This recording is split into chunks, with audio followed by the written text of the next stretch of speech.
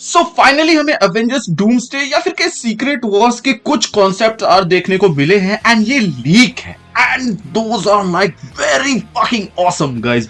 मैं बता नहीं सकता कि ये कितने ज्यादा एक्साइटिंग है। इवन जो मतलब ये बहुत ही ज्यादा लेजिट लग रहा है। हो सकता है ये फेक हो बट इसके चांसेस थोड़े से कम है क्योंकि इसकी लेजिटिमेसी इस चीज से कंफर्म होती है कि इसमें जो हमें एक ब्लैक पैंथर का वेरिएंट देखने को मिल रहा है ये वही एक्टर है जो कि ब्लैक पैंथर के रोल में वापस आएगा, but not as the MCU canon वाला बल्कि एज अ वेरिएंट, और ये है डैमसन इड्रिस। और इन्होंने पहले कहा था कि वो इस मूवी में नहीं आ रहे हैं और इन्होंने इससे पहले भी कई सारी अच्छी मूवीज को ना कहा है, बट जिस पोस्ट में उन्होंने इस चीज को जवाब दिया था उसको हटा दिया गया। तो हाई चांसेस है कि वो वापस आ रहे हैं ब्लैक पैंथर के रोल में। इसके अलावा कुछ समय पहले कुछ कॉन्सेप्ट आर्ट आए थे यहीं से जहां पर हम देख सकते हैं कि सूजन प्रेग्नेंट रहती है और हमें रिचर्ड वहां पे दिख रहा होता है, लेकिन अभी तक फैंटास्टिक फोर के ट्रेलर में ऐसा कुछ भी हमें देखने को नहीं मिला है। बट अभी जो कॉन्सेप्ट आर्ट सामने आए हैं जिसमें डॉक्टर डूम है, सूजन है, उसमें हमें फ्रैंकलिन रिचर्ड देखने को मिल रहा है। प्लस रूमर भी है कि फैंटास्टिक फोर मूवी के अंदर हमें फ्रैंकलिन रिचर्ड देखने को मिलेगा एंड गैलेक्टस उसी से मदद मांगने के लिए आ रहा है। तो हाई चांसेस है कि ये सब जो हमें देखने को मिला वो सच हो,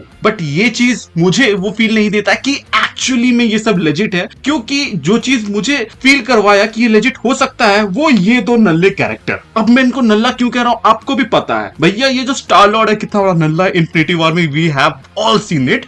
एंड जो व्हाइट विजन है वो बहुत ही इंपॉर्टेंट कैरेक्टर था, भले ही वंडर विजन के बाद वो गायब हो गया हम लोगों को पता नहीं कहां है, बट यहां देखते ही मेरे दिमाग में गजब की थ्योरी हिट की है। बट स्टार लॉर्ड और व्हाइट विजन में आने से पहले हमें बात करना पड़ेगा यहां पर जो हल्क के कैरेक्टर्स को दिखाया गया है और वो जिस बैकग्राउंड में सेट है। इसके अलावा डॉक्टर डूम, डॉक्टर स्ट्रेंज, सू स्टॉर्म, फिर उसका बच्चा, और यहां पर मोस्ट प्रोबेबली हमारी नई ब्लैक विडो यानी कि येलेना बेलोवा, जो कि मिडिवल वाले टाइम पीरियड पे सेट है। अब ऐसा क्यों है इन सब के ऊपर हम बात करेंगे, बट ये जो हमें दो कॉन्सेप्ट आर्ट देखने को मिले ना ये काफी ज्यादा कॉमिक एक्यूरेट है एंड उसको रिस्पेक्ट प्रोवाइड कर रही है।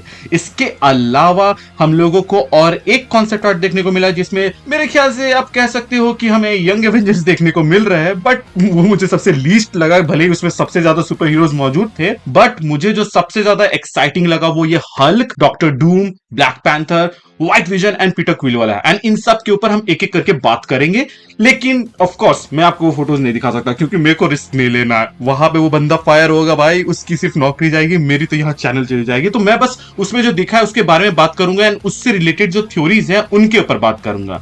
तो सबसे पहले हम बात कर लेते हैं यहां पर हल्क को लेके, क्योंकि हल्क को जिस तरीके से एमसीयू में हल्का करके दिखाया गया ना भाई, अपने को तो वो बिल्कुल भी नहीं जमा है। तो सबसे पहले हम लोग बात कर लेते हैं कि जो न्यू लीक कॉन्सेप्ट आर्ट देखने को मिला है इसमें हमें हल्क, स्कार और शी हल्क एक मिडिवल स्टाइल वर्ल्ड में दिख रहे हैं, जो एक ह्यूज हिंट हो सकता है ग्रीनलैंड का, जो कि हमें सीक्रेट वॉर्स में दिखा था कॉमिक्स के अंदर। अब आपको नहीं पता कि ये ग्रीनलैंड क्या है और ये एमसीयू में कैसे आ रहा है, तो इसको ऐसे समझो कि game of thrones plus world war Hulk level का कुछ होने वाला है जिसको ये लोग प्लान कर रहे हैं और यही होगा एमसीयू का ग्रीनलैंड। तो इसमें क्या हो सकता है चलिए जानते हैं। सबसे पहले तो ग्रीनलैंड की ओरिजिन के बारे में हम लोग बात कर लेते हैं और इसके लिए हम थोड़े कॉमिक्स से रेफरेंस लेते हैं। इसको ऐसे समझो कि ये एक ऐसी जगह होगी जहां पे सिर्फ गामा रेडिएटेड बीइंग सरवाइव कर सकते हैं। मतलब यहां नॉर्मल ह्यूमंस कोई रह ही नहीं सकता, जो चीज इस पिक्चर से एविडेंट भी होता है क्योंकि बैकग्राउंड में जो कैरेक्टर्स होते हैं वो सभी गामा रेडिएटेड एंड थोड़े बल्ड अप दिखते हैं।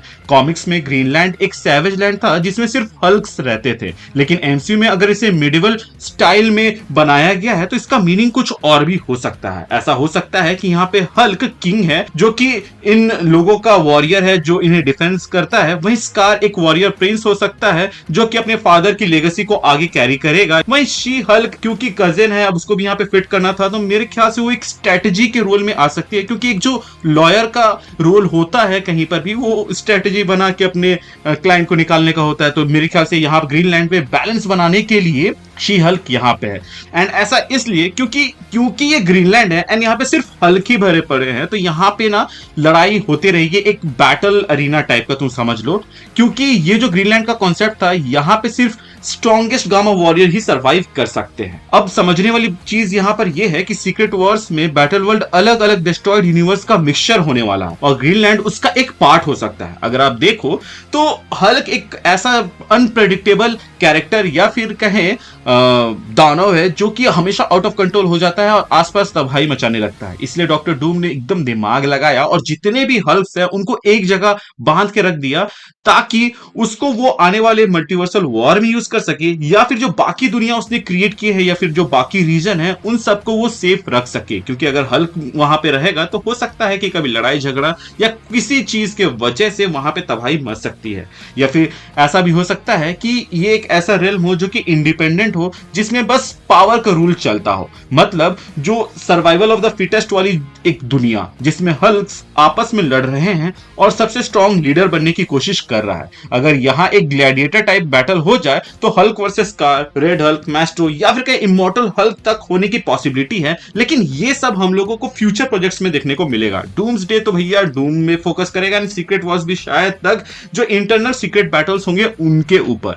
यहां पर हमें हो सकता है कि हल्क का मल्टीवर्स देखने को मिले, मतलब कि एडवर्ड नॉर्टन वाला हल्क भी वापस आ सकते हैं, या फिर एंग ली वाला हल्क जो कि 2003 में हमें देखने को मिला था, या फिर कोई मैस्ट्रो हल्क, या फिर सबसे डेंजरस एंड हॉरर टाइप वाला हल्क यानी कि इमॉर्टल हल्क। मतलब कि ग्रीनलैंड सिर्फ एक सैवेज लैंड नहीं है बल्कि एक बैटल वर्ल्ड होगा जिसमें अब से डेंजरस गामा मॉन्स्टर देखने को मिलेंगे। एंड इसीलिए मैंने कहा कि ये हल्क वाली चीज के ऊपर हम पहले बात कर लेते हैं, क्योंकि ये एक वर्ल्ड वॉर हल्क का सेटअप हो सकता है। हल्क अगर बैटल वर्ल्ड में एक लीडर या एक ग्लैडिएटर किंग बनता है तो एमसीयू फ्यूचर में वर्ल्ड वॉर हल्क भी बना सकता है। स्कार एंड शी हल्क को भी एक बड़ा रोल मिल सकता है जो हल्क की लेगेसी को फ्यूचर में कैरी करे एमसीयू के अंदर।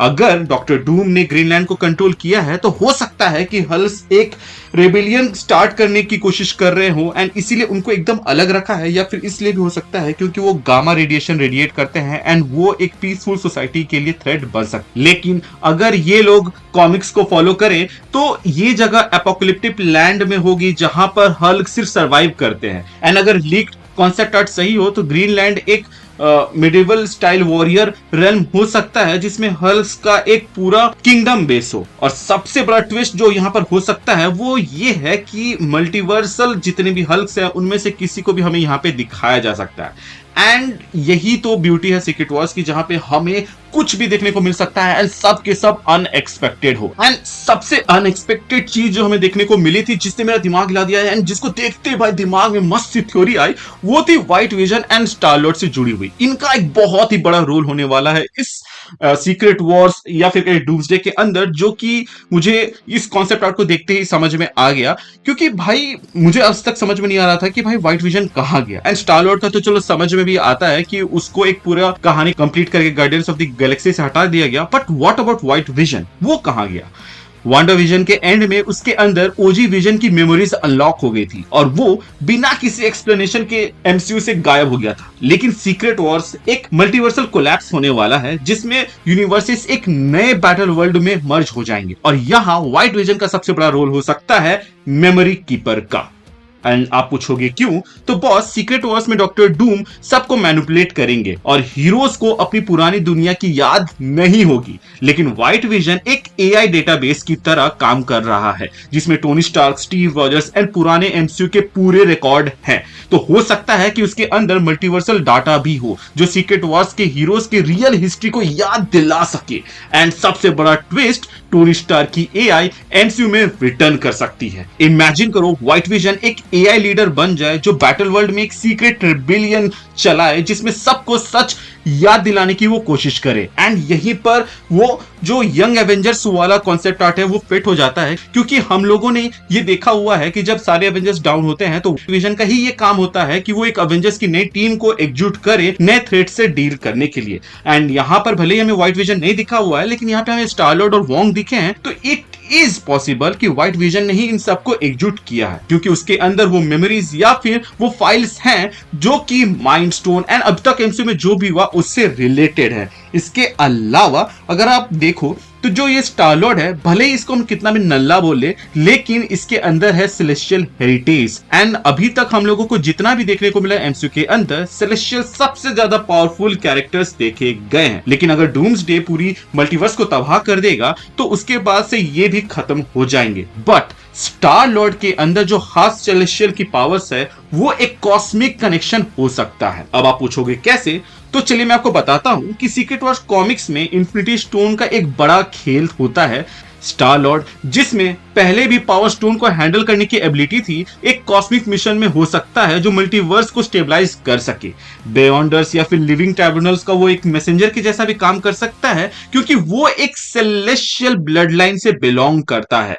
भले ही ईगो मारा जा चुका है और उसकी पावर्स जाते हुए दिखाई दी है, बट क्या पता उसके अंदर वो जो कॉस्मिक पावर है वो डोरमेंट है और इस इवेंट के बाद से वो एक्टिवेट हो जाए। इवेंट सीक्रेट वॉर्स का जो बैटल वर्ल्ड हमें देखने को मिलेगा वो काफी सारे ब्रोकन रियलिटीज का मिक्सचर हो सकता है। एंड स्टार लॉर्ड क्योंकि एक ह्यूमन एंड सेलेस्टियल का कंबाइंड रिजल्ट है, प्लस वो एक आउटलायर एंड स्पेस एडवेंचर में बहुत वो घूम चुका है, तो वो इन हिडन रेल्म्स में जाके उस ट्रुथ को बाहर निकाल सकता है कि हीरोज यहां आखिर पहुंचे कैसे। इमेजिन करो स्टार लॉर्ड एक मल्टीवर्सल ट्रैवल बन जाए जो लॉस्ट रियलिटीज के सीक्रेट्स को अनकवर करे एंड जो हीरोज है उनको याद दिलाए कि डॉक्टर डूम ने क्या कहा। अगर आप यहां पर देखो तो white vision plus star Lord एक बहुत ही खतरनाक कॉम्बिनेशन बन सकता है, जहां व्हाइट विजन पूरा एमसीयू का लॉस्ट हिस्ट्री याद रखने वाला एआई बन चुका है जो हीरोज सब कुछ याद दिला सकता है, वहीं स्टार लॉर्ड एक कॉस्मिक ट्रैवलर बन सकता है जो मल्टीवर्स में सबसे बड़े सीक्रेट्स को ढूंढने में निकलता हो। एंड अगर ये दोनों डॉक्टर डूम के अगेंस्ट एक सीक्रेट मिशन में हो तो सीक्रेट वॉर्स का एक अनएक्सपेक्टेड ट्विस्ट हमें देखने को मिल सकता है। अब कई लोग बोल सकते हैं कि इन दोनों से क्या उम्मीदें रखना, मैं सही कह रहा हूं बिल्कुल, लेकिन जब जो हमारे हीरोज हैं वही डॉक्टर डूम को सर्व करने लगे तो बस यही लोग लास्ट ऑप्शन बच जाते हैं, क्योंकि हम लोग उस लीक कॉन्सेप्ट आर्ट में साफ देख सकते हैं कि ये बिल्कुल 2015 के सीक्रेट वॉर्स के जैसे डॉक्टर स्ट्रेंज अपना जो है वो डॉक्टर डूम को सर्व कर रहा है, उसके साथ में जो उसकी वाइफ है वो सूजन ही है एंड वहां पर बच्चा है, ये और कोई नहीं बल्कि रीड एंड सूजन का बच्चा फ्रैंकलिन रिचर्ड है जो कि काफी ज्यादा पावरफुल है। एंड हमें यहाँ पे वांडा नहीं दिख रही, तो हो सकता है कि हम लोग जो इतने समय से सोच रहे थे कि वांडा की मदद से यहाँ पे डॉक्टर डूम सब कुछ कर रहा है, बट ऐसा ना होकर वो फ्रैंकलिन रिचर्ड की मदद से शायद तक उसने इस चीज को अचीव किया हो। इनफैक्ट यहाँ पर हम येलेना बेलोवा को देखते हैं एक प्रिजनर के साथ। अब ये प्रिजनर कौन है वो तो क्लियरली पता नहीं चल रहा है, बट वो ब्लैक विडो तक जो कि नई वाली है वो भी यहाँ पे डॉक्टर डूम को सर्व कर रहा है, तो बहुत कम हीरोज बच जाते हैं डॉक्टर डूम के अगेंस्ट। इसके अलावा ब्लैक पैंथर जैसे सीक्रेट वॉर्स में इन्फिनिटी स्टोन लेके आया था, वैसे कुछ यहाँ भी करे तो भाई मजा आ जाए। लेकिन जो चीज देखने में मुझे अच्छा लगा वो ये है कि ये जो कॉन्सेप्ट आर्ट सामने आए हैं ये काफी है हमें एक्साइट करने के लिए। एंड अगर याद हो तो इन्फिनिटी वॉर के टाइम भी ऐसा कुछ आया था एंड उस वक्त हम लोगों ने इसको नकार दिया था। क्यों?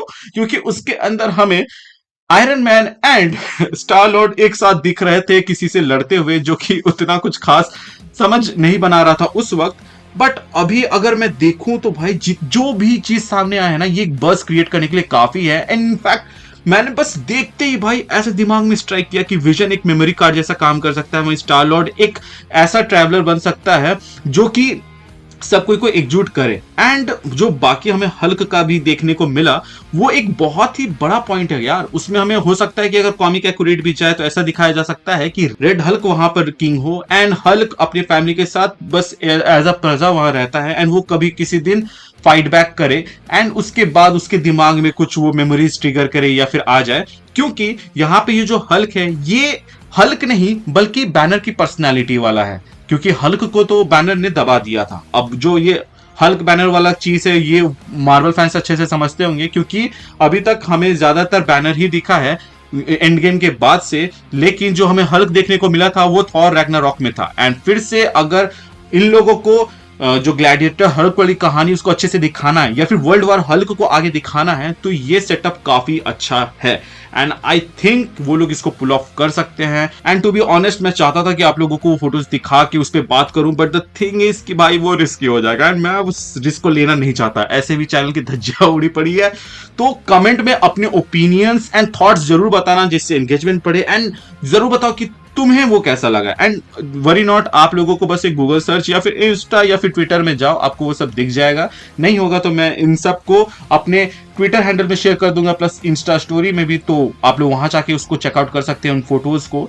एंड इस वीडियो को देखने के बाद आपको क्या लगता है कि Avengers doomsday and secret Wars infinity war and end game जैसा क्रेज क्रिएट कर पाएगा कि नहीं? क्योंकि भाई इस 4-5 इमेजेस ने ही जब बवाल खड़ा कर दिया है तो मेरे को लगता है कि मूवी तो आग लगा देगी। क्योंकि इनको देख के जो थ्योरीज बबल हुए हैं इनको तो मैंने बहुत ही शॉर्ट टाइम पे मस्टर्ड करके बिना स्क्रिप्ट बनाया, इसलिए बहुत ही आउटलाइन है, इसलिए बहुत ही आउट ऑफ शेप है। मैं कल इसके ऊपर एकदम डिटेल और अच्छे से स्क्रिप्टिंग करके आप लोगों को एक वीडियो दूंगा। होप सो वो आपको ज्यादा अच्छे से समझ में आए। तब तक आप मुझे अपनी राय कमेंट में जरूर बताइएगा। मिलते हैं एक नए वीडियो में नए टॉपिक के साथ। एंड ऐसी अपडेट्स एंड लीक से जुड़े हुए खबर से या फिर थ्योरी से रूबरू होते रहने के लिए हमारे चैनल को सब्सक्राइब करना ना भूले। This is captain B2 going to secret war for a date. Bye bye.